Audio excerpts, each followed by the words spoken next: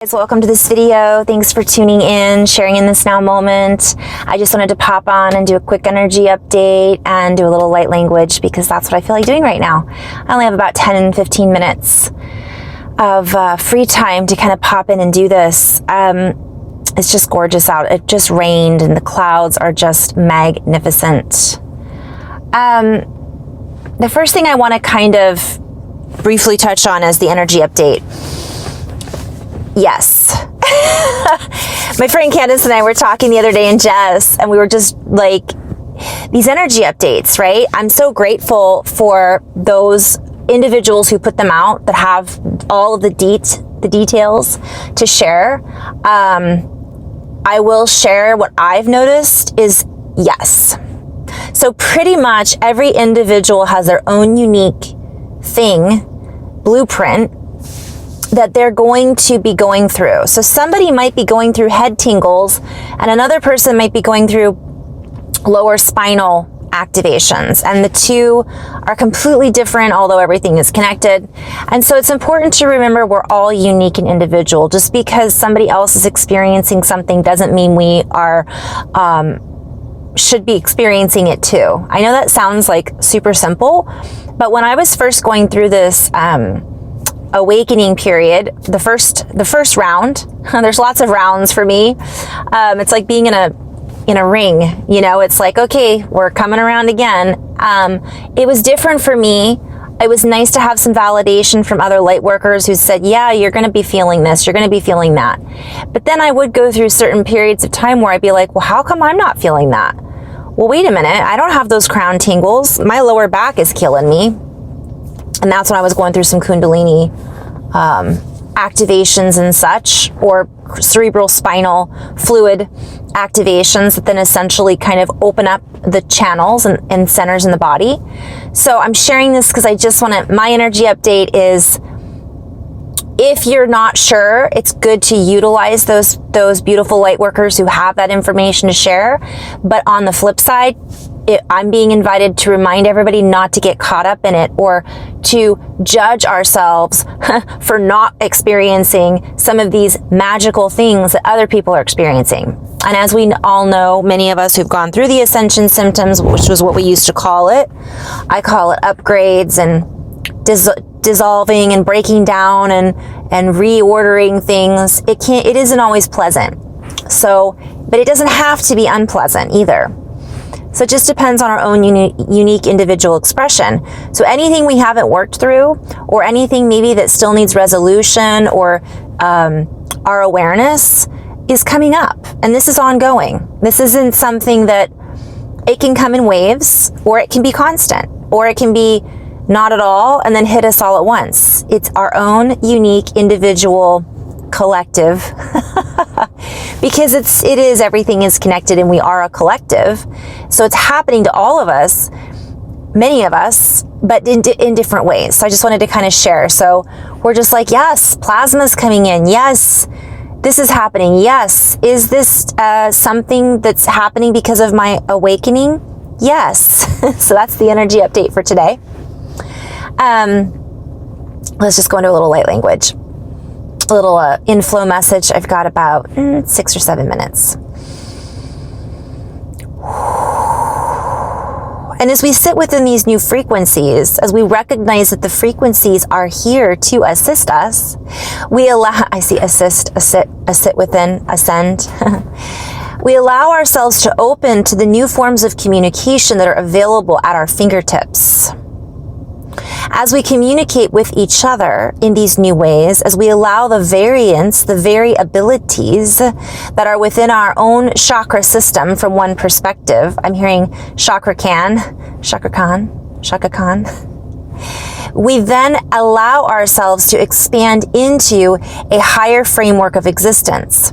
This higher framework of existence holds within it a higher capacity for deeper levels of communion, communication, coming together, unification, and fabrication. For as we fabricate the realities around us, what I'm being shown are cotton balls, or like not just a spider web, but like if you look up fascia in the body, I've done a lot of videos about this maybe a year ago.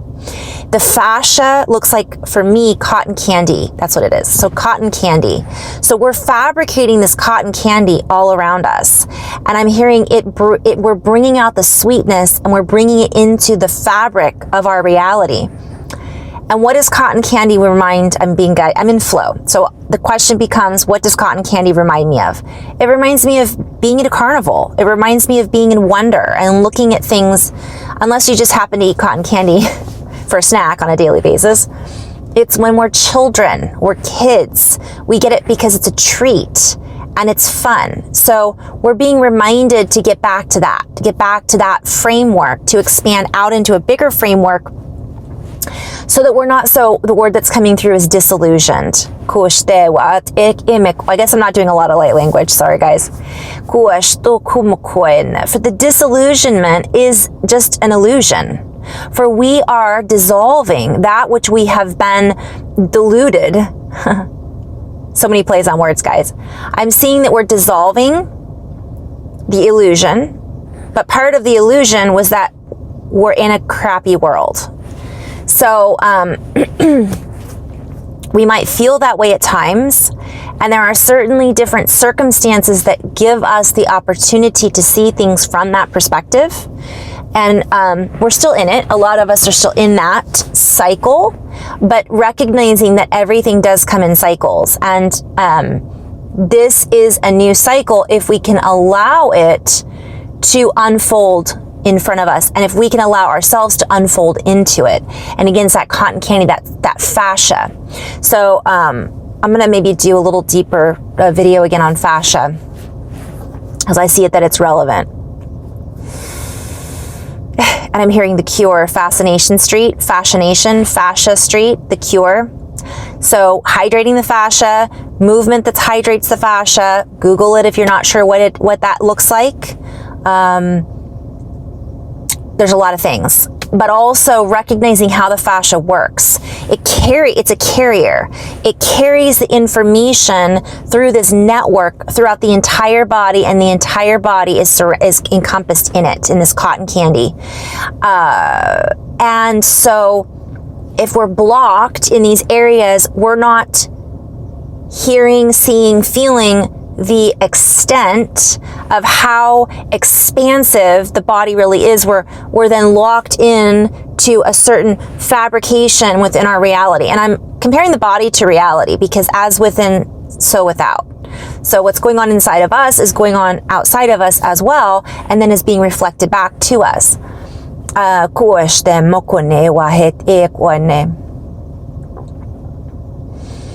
So as we allow ourselves to expand out in this way, as we allow ourselves to expectorate, okay, I'm hearing expectorate, like spit it out, and expect more.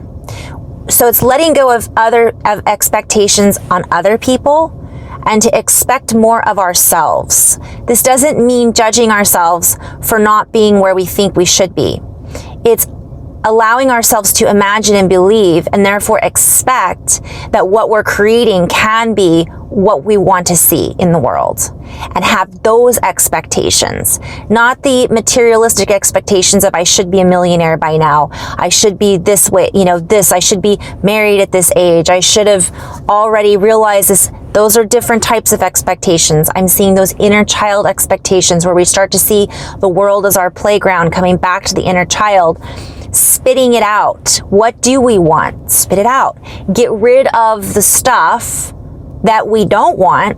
And I'm hearing not spitting it on other people. This is a lot of plays and words. And I'm hearing like anyways.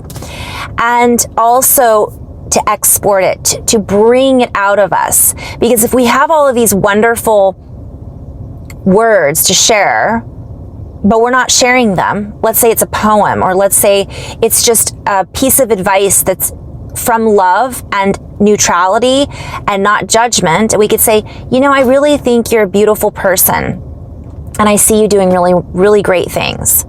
That seems really easy to say, but for some of us, we get embarrassed, or we feel like we can't say what it is that we want to say because people will judge us and think we're silly. The more kindness we're bringing out, and the more we're sharing our kindness through words, through touch, through sound, through our own inner wisdom, the more that that's going to have that ripple effect on our brothers and sisters. And again, those words are not necessarily giving somebody advice like, well, you shouldn't be doing that because, you know, you're wrong. That's old paradigm. That's old energy. We can find a way to let out what we want to say without being offensive, you know? And that's a whole other video, the whole offensive thing, because there's also this element that I'm seeing is our heightened sensitivity. Many of us are really sensitive right now, raw, on edge, feeling anxiety, feeling anxiousness. And we really are being invited to be self-mastery, which means recognize that before we end up stepping on someone else's cotton candy, right? It is really all about us. If we're not paying attention to that, we can easily get trapped in this old, let me go back into flow. I've got 1 minute.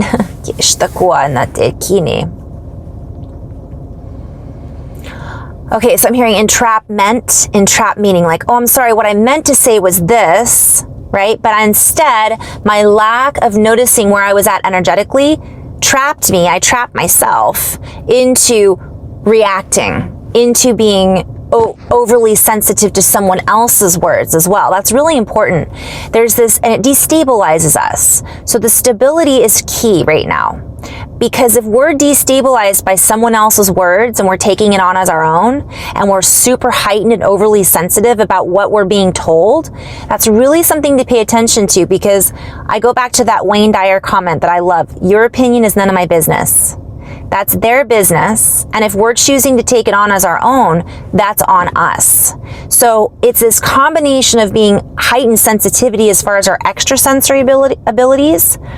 But if we're not balancing that out and finding our stability by doing the work, then we're going to be overly stimulated and overly responsive, and we're going to be responding in reaction, without being in a place of compassionate action. And I've talked about this before. When I say compassionate action, I see compassionate action as a compass. When we're in a place of compassion for ourselves and for our fellow brothers and sisters, that gives us the ability to be in compass, compassion, ion, right? And to compress into a more stabilized field and then expand out from there, which changes our whole reality. And that comes back to coherence, and that comes back to doing the work. So that's essentially the quick message I had for everybody right now. I have many more to go back into a little deeper this week, and I will look forward to reading all of your comments. I have not caught up. I'm just kind of doing what I can right now with the time that I have, and trying to just enjoy creating right now. So in love and light, guys. Namaste, and thank you so much for just even watching these videos and sharing in this energy with each other. So namaste.